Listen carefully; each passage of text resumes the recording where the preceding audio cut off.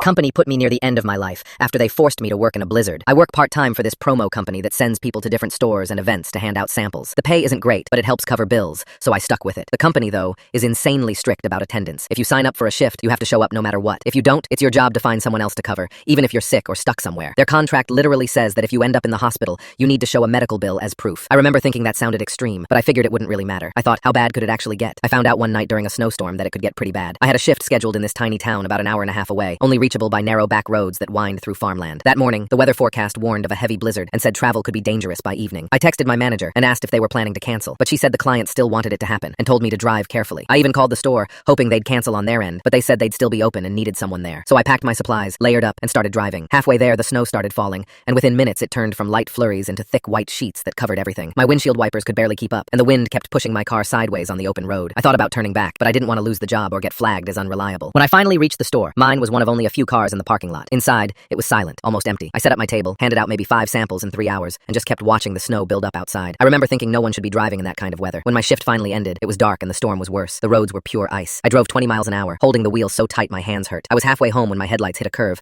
and suddenly, the car slid sideways. I'd hit black ice, the tires lost grip, and before I could react, I slammed into a telephone pole. The airbag exploded, the sound was deafening, and everything filled with powder and smoke. My glasses broke, and the seatbelt dug into my chest. For a second, I couldn't breathe and thought I'd passed out. Some people nearby saw the crash and called for help. A tow truck and police arrived. I was bruised, bleeding from a cut on my arm, and shaking so hard I could barely talk. The officer asked if I'd been drinking, and I said, no, just working. He looked at me like he couldn't believe anyone would be out in that weather for work. I caught a ride home with a friend who lived close by. The next morning, I woke up sore everywhere, my shoulder throbbing like someone had punched it hard. My glasses were broken, the car was gone, and I still had shifts scheduled for the next week. I told my manager what happened. She said she was sorry to hear that, but reminded me I still needed to find people to cover my upcoming shifts. That was it. No real concern, no offer to help, just find someone to cover. Over the next few days, my shoulder got worse. I went to the doctor, and after scans, they said I'd torn something and needed surgery. I couldn't even lift my arm. The pain was awful, but what hurt more was realizing how little the company cared. They didn't even check in once after that call. Meanwhile, my full-time job, the one that actually mattered, was completely different. They let me work from home, didn't touch my paid time off, and were kind about it. They even gave me a raise later that year. The difference in how they treated me compared to the promo company said everything. Months later, when I finally healed enough to drive, I decided I was done. I emailed my resignation, explaining that their weather policy was dangerous and unfair,